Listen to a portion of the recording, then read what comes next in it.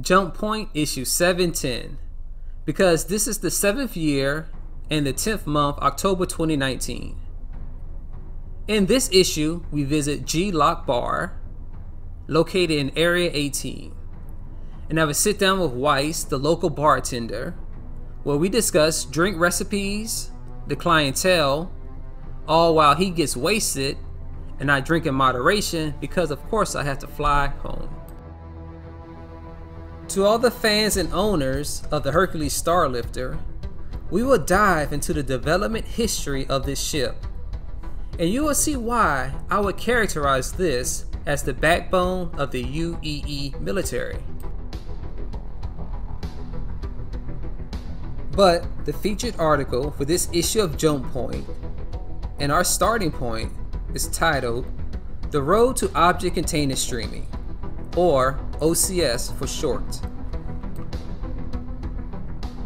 Our good friend Ben Lesnick provides the opening greeting and introduction, and explains that the OCS topic ended up being so important and complex that the team and developers behind it offered to write the article themselves, and that's exactly what they did.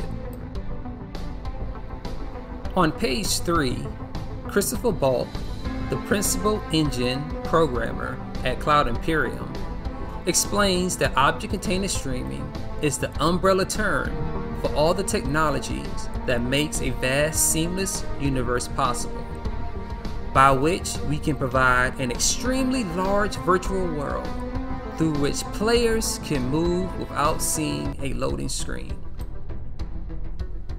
This brings us to the technological limits object container streaming must overcome, which is 1. Limited RAM, and 2. File transfer speeds. Now this is a key part. Since RAM is limited and magnitude smaller than all the game data we want to provide, we must, while the game is running, load data from the hard drive and replace other no longer needed data. But all the file transfers must be done in a way to not affect the game simulation while the game is being played, and ensure a fluent experience while traveling through the seamless universe, which basically means keeping up high frame rates. This brings us to multi-threaded program execution, where we can load resources in parallel to game logic, thus not affecting the game's frame update rate.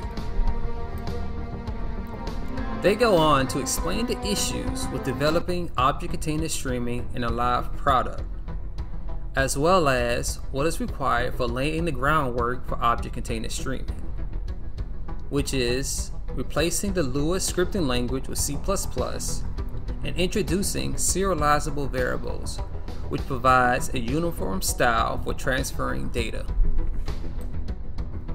On page 9, network bind calling is the process of deciding what entities to load or unload on any client. The loading and unloading of entities on a client is based on the distance and visibility to their entity or group of entities. This means that the client uses less memory, and since it only has to keep up with its view and RAM and no longer the entire universe. For many clients, there was a very large performance improvement when network bind calling was released to the public in Alpha 3.3. Unfortunately, the server still has everything loaded and has to pay the performance costs. This brings us to server object container streaming. The basic concept is that if no player is near an object, we can freeze that object state. And instead of keeping the frozen entity in memory at a cost, we can serialize it in a state and store the serialized state in a database. While a client is moving through the virtual world, the server updates its view into the database to store entities now in proximity, as well as free and store away no longer needed entities. But what does this actually mean? Number 1, the database contains the whole universe in a frozen state. Number 2, the server has only a small subset of the universe loaded. And number 3, the client also only has a small subset of all server loaded entities, having a view into the server's virtual world. Utilizing this model, they keep everything away from the player in a frozen state so that the entities don't affect performance or memory. Server object container streaming brings up its own list of issues. NPCs falling through the unloaded floor, developing an effective database entity lookup schema, and addressing issues associated with player spawning. These and other kinds of small problems are the things that have to be addressed and fixed before they can ship server object container streaming. Now keep in mind, this was back in October 2019. So it's safe to say that most of the issues associated with server object container streaming has been addressed. Which brings us to the last 2 issues to be worked on: cross-session persistence and server meshing. Cross-session persistence allows the object state to persist over server restarts and crashes, moving the whole game towards a persistent experience. And if you notice, this is actively being implemented and tested over the last patch updates. And finally, server meshing, which will facilitate the high player counts. To implement server meshing, the developers are building on what they currently have, which are entities, serialized variables, and server object container streaming. And there you have it. And in closing, Chris Bolt writes, I hope this introduction provided a helpful explanation of the multi-year long voyage of object container streaming, and an understandable explanation of all the technical challenges we had to face and overcome during this journey. Page 17 brings us to Whitley's Guide and the Crusader Industries Hercules Starlifter. So, the article explains how the UEE goes to war with the Tavarians 2 times. The first time, we won. And the second time, we won as well. An analysis of the second war brought to light critical logistic issues. For example, heavy artillery, missile launchers, and armored tanks were transported and deployed using generic freighters and transporters that were not equipped for combat. This led to major logistical and choke point issues, followed by significant delays and ultimately significant casualties. In 2814, a formal request was made. It asked for a large, well-protected transport that was jump capable, able to sustain concentrated artillery fire, and able to deploy multiple armored vehicles quickly. Surprisingly enough, Crusader beats out Aegis for the contract and delivers the M2 Hercules. The first active combat deployment of the Hercules was on a heavily armored group of pirates near the Xi'an border. The battle was won with no losses of UEE personnel.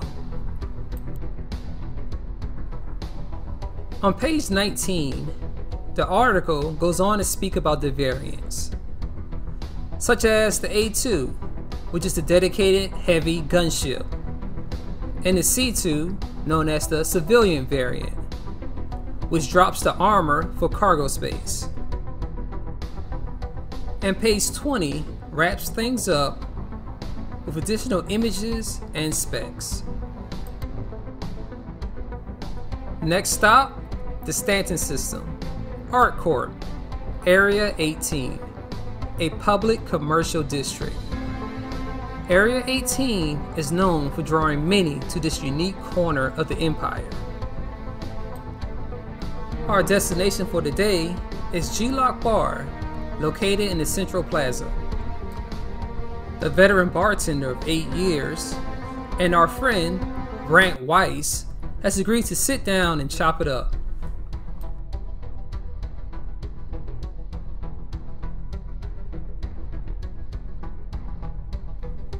The bar itself is a mix of faux leather seats and heavy machinery, an empty dance floor, but also massive windows showcasing all Area 18 has to offer.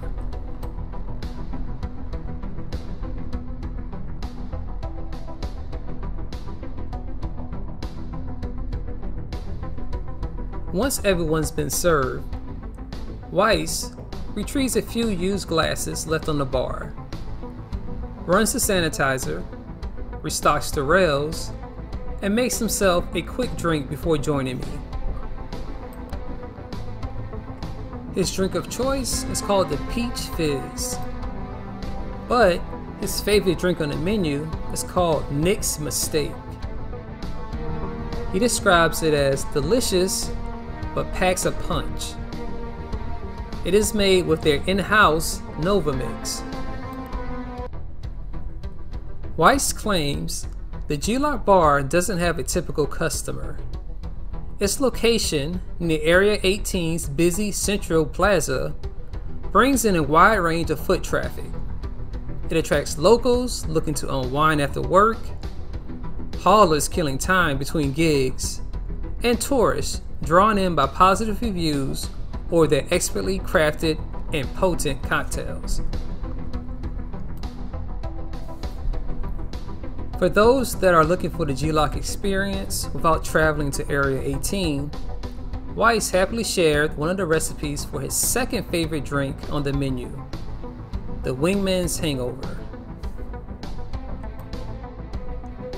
And on the bottom of page 23, you can find the ingredients for the Wingman's Hangover, which includes gin, cognac, whiskey, lime, and simple syrup. And lastly, a sneak peek of the new eyewear, scheduled to be released later this year. And there you have it for this issue of JumpPoint. Every Starcitizen video, we give away a ship. And up next are the results. Good luck, and as always, Godspeed.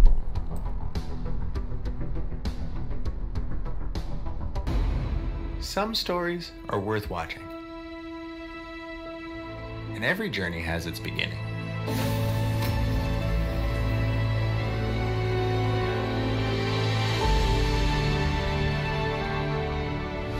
Whether it's a quick stop for some fuel and snacks, or out beyond that asteroid belt, wherever you go, you'll find moments to stare.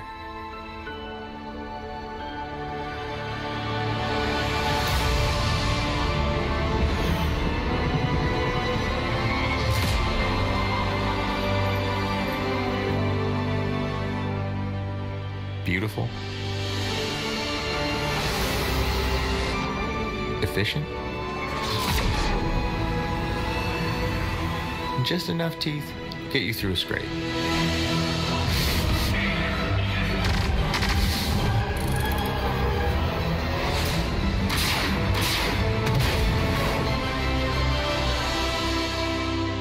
Let me introduce to you Consolidated Outland's newly redesigned 2948 Mustang Beta. More than a ship, a partner. Consolidated Outland, where risk meets reward.